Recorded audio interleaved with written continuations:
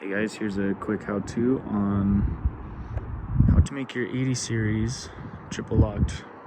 Just converting it from a K292 into a K294. Let's get started. Here is the front axle assembly. This one has been refreshed, diff has been rebuilt, all new bearings, knuckles have been overhauled, wheel bearings are new, all packed with new grease. Here is the rear axle. Again, diff has been overhauled, all new bearings, all new axle seals, all new wheel bearings, packed with new grease.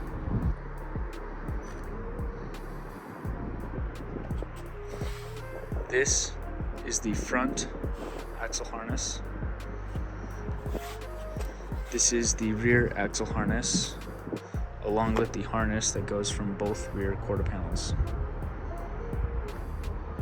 We will also be adding a 3-inch lift with some Dobinsons and old man Emu stuff. It's all used, got it from a friend, so may as well throw this stuff on while we're in there.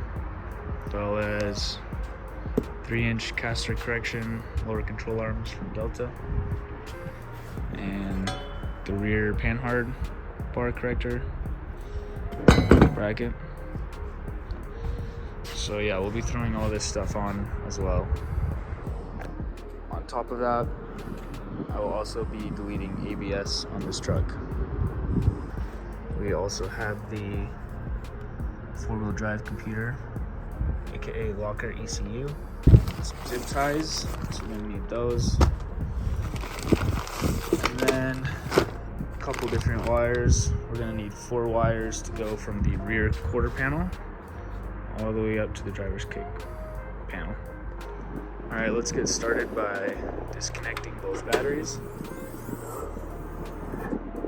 If that applies, if not, just disconnect the one battery you got. It's okay.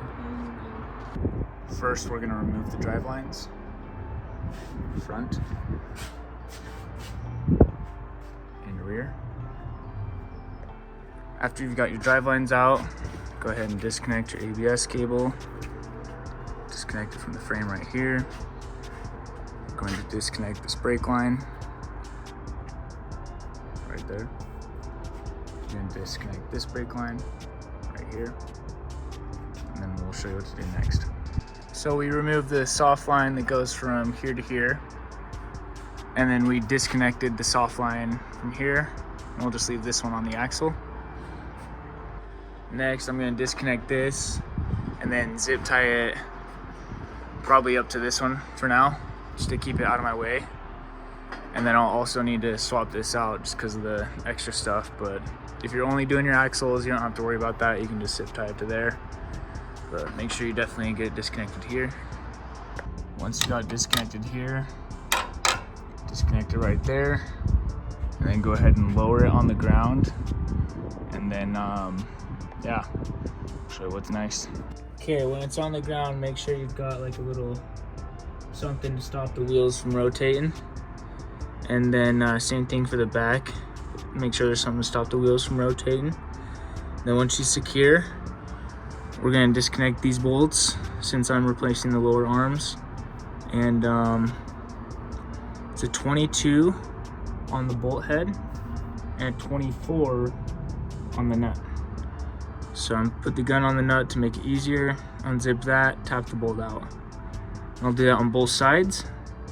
After that, I'm going to disconnect the shock, and then the axle should roll freely. All right, so pretty much, yeah, you get lower control arm bolt, that one. You get the top shock mounts on both sides, and everything else, and you're golden. Should look something like this.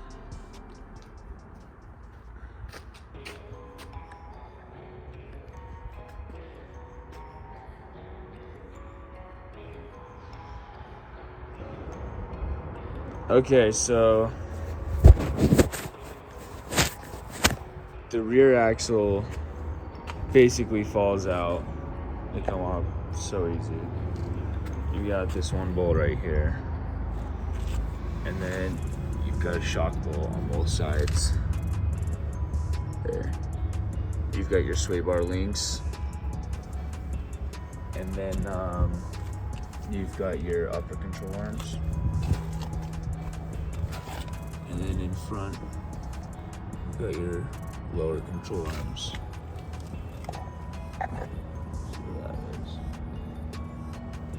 So literally drop those. Oh, also your e-brake.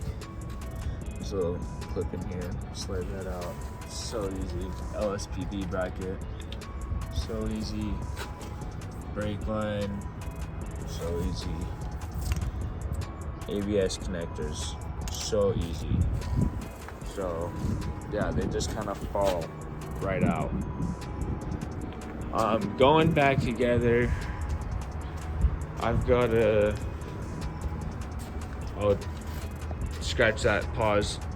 One more thing, I like to pull the shocks out like this. Just makes it easier to go back in. Okay, going back together.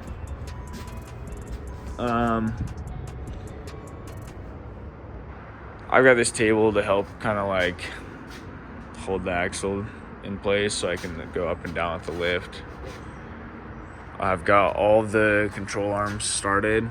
So we've got the uppers and then the lowers. That's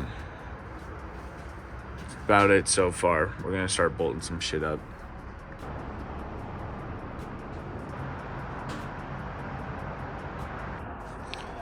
Alright, for the most part the rear axle's in. Just missing some hardware for this guy and this guy because of the new bracket. Basically everything's finger tight. I didn't want to overstretch the brake cable. And so as you can see, instead of putting the lower bolt down here, I just put the top bolt on the lower part of this bracket. Tricky stuff, nothing too tricky. Just make sure that these are right side up, right direction. The U-shaped notch is on the outside, both sides. So, yeah, it was nice with the table because I was able to get the coils in without fighting anything. So it kind of just fell together, same kind of way it fell apart. Right now I'm kind of lining up the front. I'm gonna have to adjust the hoist. So it's gonna be a minute until I can get everything lined up. Kind of got the hoist points right now in front of the control arm mounts, so I'm gonna need to do some adjusting. Then we can kind of make this one fall together.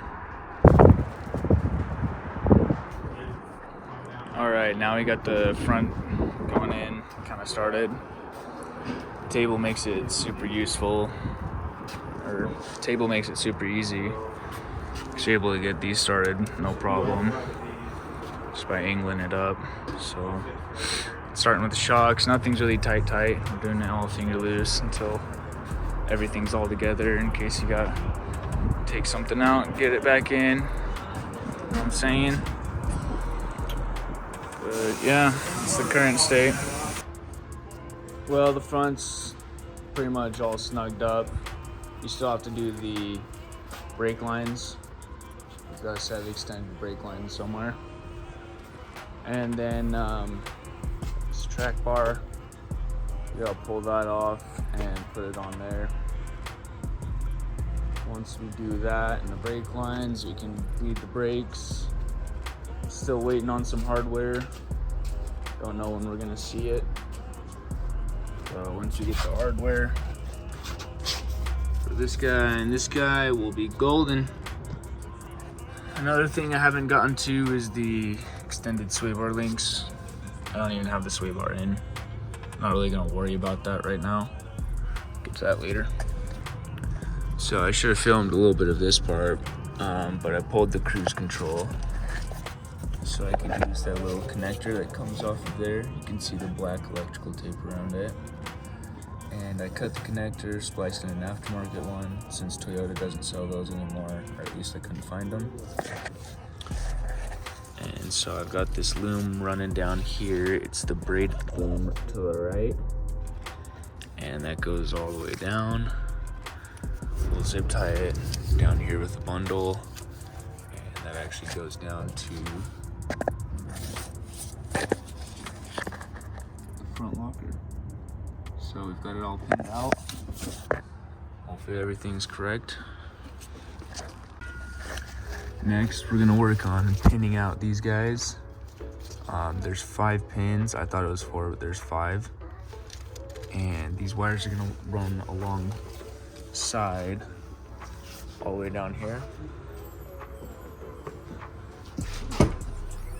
So, and they're gonna go here to this guy. Now, because I was able to source a locking harness for the rear quarter harness, okay, this one all the way underneath the truck to here. See it there? That harness was from a lock truck, so the pins are all there. I'm gonna go show you the one that's removed. You can see there's missing pins right here, and that's where the locker goes, into those 4 pins on the top.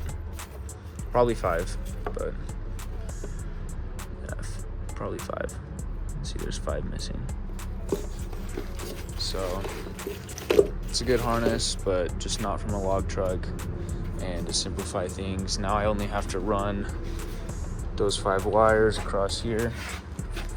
If we go underneath the truck somewhere, aka right here, we've got the locking connectors. We just have to get that all buttoned up in there. And since we deleted ABS, I'm not going to be using those connectors, even though we got them built into the harness.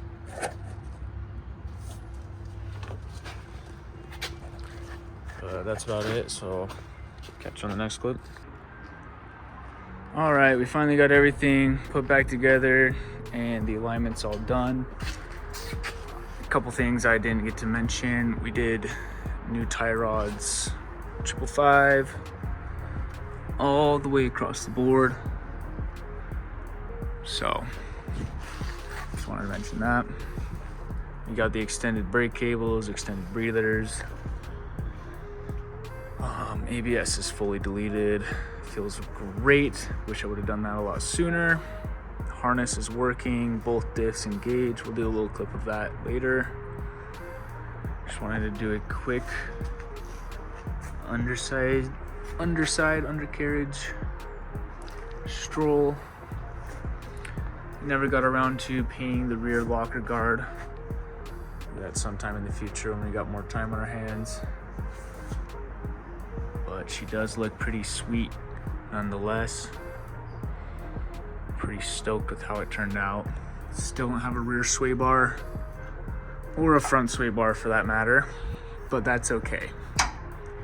We drive slow in these things. Also did a custom exhaust delete. She rattles around a little bit, so we're gonna need to take care of that soon, but again, short on time.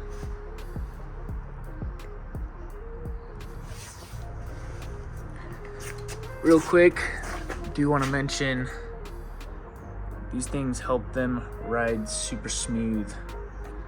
Pan hard correction, if I'm correct. Anyways, let's get it on the ground, flip a switch, and call it a video. All right, so as you can see, all of our stuff is on. And we're actually in high. That's thanks to the Pin 7 mod. So you can go ahead and activate your center, your rear, and your front while you're in high gear. Just gives you more control over the vehicle. Since it's an automatic, we're lacking that control. Did I mention we got the winch figured out? Well, we did, so just wanted to put that there. So here's the front harness. Barely see it. It's actually this loom right here. And it goes under the cruise control, so I can't even show you it. But it is that braided harness that runs straight down there. So same with the breather. Got the front breather nice and high, sitting right here. Zoom out on that. See that little guy down there? That's our front diff lock motor breather. The actual breather for the axle is in the stock place. I just extended the line. Now, something that's pretty sweet, I'll show you in the back here. Sorry, I had to turn the flash on. Oh, I can't even show you, the freaking spare tire's in the way, but I took the time to do all this shit, right? You tape on the freaking connectors, and this one just keeps falling out, so F this one. All the rest are, seem to be pretty happy, even though you can't really see them there. Come up here. So yeah, rear harness is pretty sick, pretty stock. That's basically it, you guys. There's not much else to it. If you need help, let me know. You can find me on Mud, Finn McMurder.